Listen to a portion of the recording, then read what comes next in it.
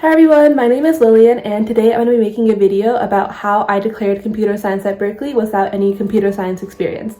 So in this video, I'm going to talk about the logistics of declaring computer science at Berkeley, then I'll give some general advice on how to declare, and then I'll talk about my experience declaring computer science coming into Berkeley with no computer science background. When someone says that they're declaring computer science at Berkeley, that means that they are studying computer science through the College of Letters and Science. When you apply to Berkeley, you apply into one of 5 undergraduate schools, and you can study computer science through 2 of the undergraduate schools, the College of Letters and Science, LNS, or the College of Engineering. Yeah, when you study computer science through the College of Engineering, you study it through the major EECS, which is Electrical Engineering and Computer Science, but that major is basically computer science. Although you can take the same classes with the 2 majors, there's a little bit of distinction between the 2, which is primarily through the admissions and course requirement. So all undergraduates in the College of Letters and Science are admitted undeclared, which means that they have to take certain prerequisite classes and then declare their major.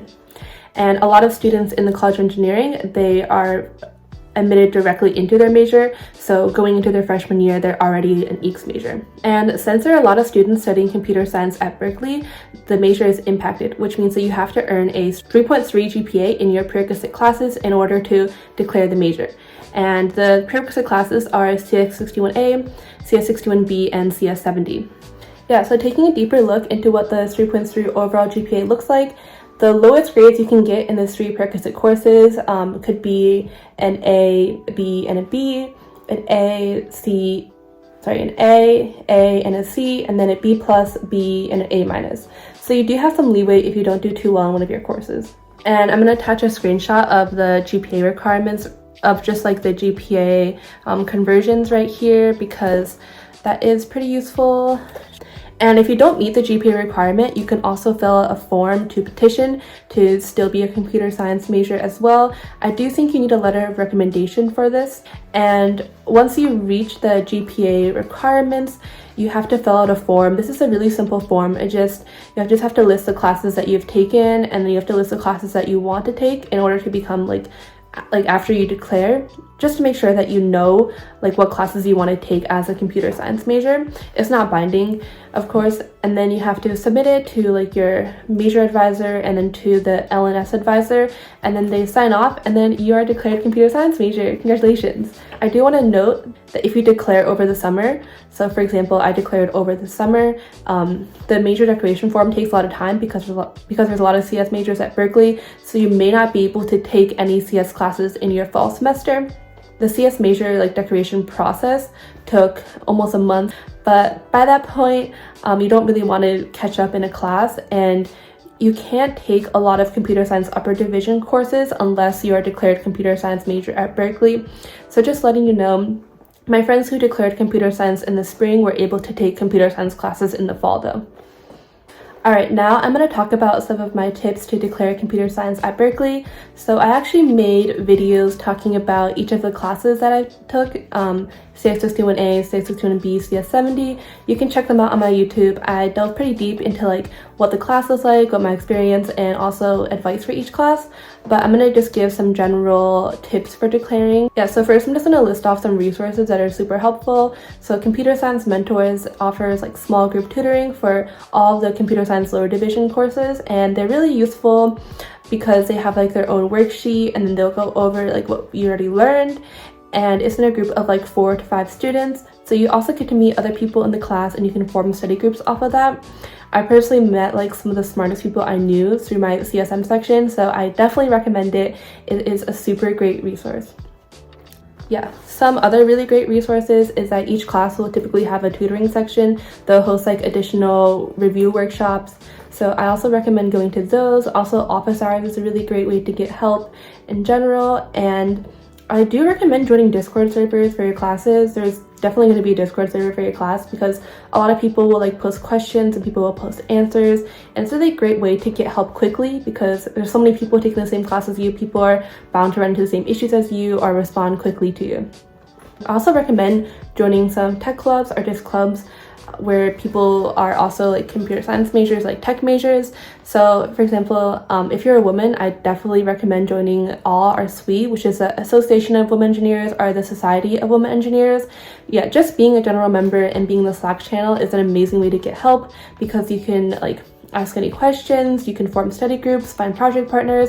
I actually found a project partner for one of my classes through AW. So yeah, it's another really great way to get resources, and everyone's super willing to help. And those clubs like accept everyone to be a general member. And I know that tech club culture can be pretty competitive at Berkeley, so don't feel bad if you don't feel bad if you don't get in a tech club. It doesn't mean that you can't be a computer science major at Berkeley. Also, some other resources is that a lot of people post their notes on their personal websites, like upper division computer science majors. So I recommend just searching up maybe like your class name notes, and then if you just look through the Google, you can probably find an upperclassman who has posted their notes on this subject from before. So that's another really great way to get help and just find like additional materials. And I also recommend just ignoring conversations where people stress about declaring. I just feel like it's very unproductive. Like, there's no reason to stress about declaring. Just focus on yourself and try to do well in the class, and then you don't need to stress about declaring, because it's like a very simple process. All you need to do is get like decent grades in your class. You don't need to, like, there's no reason why you should be talking for so long about declaring, in my opinion. I definitely recommend not falling into like the way of thinking where you're like, oh my god, I need to declare, like once I declare everything's gonna be fine, or like I just need to grind really hard until I declare. Because you should still try to have fun and live a balanced life, because it's not like after you declare computer science it's going to get that much easier, because the upper division classes are still like pretty hard. So definitely don't stress too much about declaring when you're declaring computer science. Also, just wanted to note that it's really easy to feel lost in these CS classes because we're so large. But since we're so large, that means that there's a lot of people who are going through the same things as you, and there's so many other people who have taken the same class as you, who have succeeded and who are doing well now. So if you ever feel lost, just remember there's like thousands of people who have taken the same class as you and who have done well, and you can be like one of them. And just generally, I've noted that a lot of CS exams at Berkeley, they're like kind of pattern matching. So if you do a bunch of past exams, you can kind of notice like what kind of questions they ask and how you should answer them. And that's a pretty good way to study for an exam. And even if you don't understand the question, you can still get partial credit on some of your answers. Also, don't be afraid of just asking for help from people. I found that in lower division classes, people were really willing to help.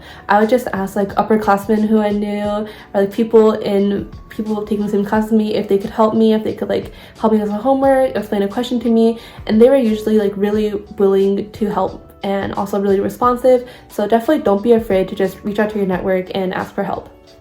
Okay, now I'm going to talk about my experience declaring computer science with no computer science background. So yeah, I'm just going to elaborate a little bit more on what my no computer science background looks like, because everyone's background is different and I want to be as transparent as possible. So yeah, in high school, I did take a programming class, but this was very simple. It was for half a year, and then I just coded a coloring game in Pygame, I think. And I only learned how to write a function. I didn't learn recursion or any computer science principles. And I personally think that this class actually harmed my computer science confidence, because this girl in my class made fun of my project in front of like my whole class. And yeah, that did not help my confidence in programming at all. And I also did take a class in high school. It was another half-year class in which I coded in R. It was a statistics class, but honestly, coding in R like really does not prepare you for, I think, computer science in general, like learning recursion or like object-oriented programming at all. And yeah, I would say that in high school, going into college, I did not feel very confident in my programming skills because of the girl who made fun of my coding project.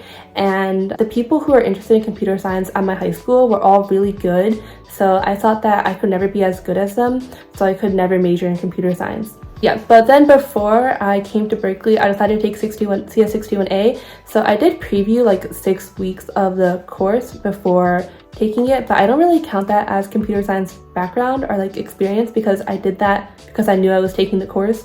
Yes, that's why I say I came to Berkeley with no computer science background. At first, when I was taking CS61A and the lower division CS classes, I felt like no matter how much I tried or how much I studied, I was always at or behind the curve, which was very discouraging because I would spend like hours studying for an exam and I would only score like about average, which is like a failing grade. But yeah, it turned out to be fine. And yeah, I do want to note that this feeling definitely got better throughout my like time at Berkeley. I feel like as I've taken more classes at Berkeley, I've learned how to take a computer science class. I've learned how to take computer science exams, how to navigate all the resources and just class structure. So don't worry if it feels like you are not doing well in your like first prerequisite class, because you will learn how like a computer science class works at Berkeley, and you'll be able to do better for your next class.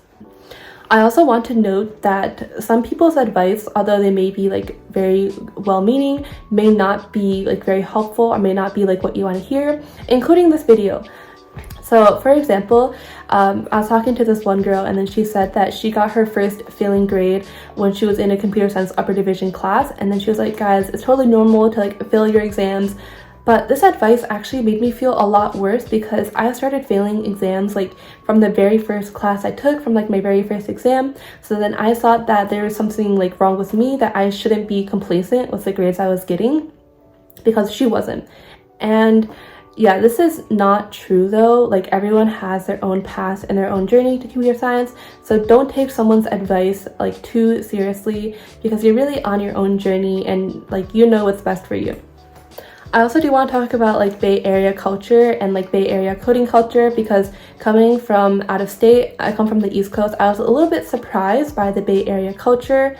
So I feel like a lot of CS majors at Berkeley who are from the Bay Area do have a lot of like coding background, like in general. Like they took like AP computer science, like did like research projects, like passion projects, everything. And then yeah, from that they like clearly have an advantage over you, like a hidden advantage that maybe they don't really know about or like you don't really know about. And it's easy to forget about this, but yeah, if you ever feel like you're not doing well compared to your peers, it's probably because they've had a lot of computer science background in the past and they have like parents who are software engineers as well. And they just grew up in a culture where people were like coding from like middle school, high school. Yeah, just like keep in mind that there are people who have been coding for a very long time and it's not fair to compare yourself against them.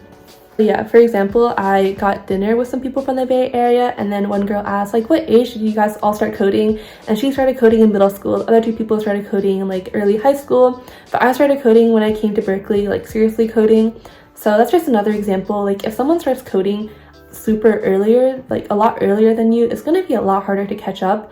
But the fact that you are catching up to them is already really impressive and something that you should be proud of.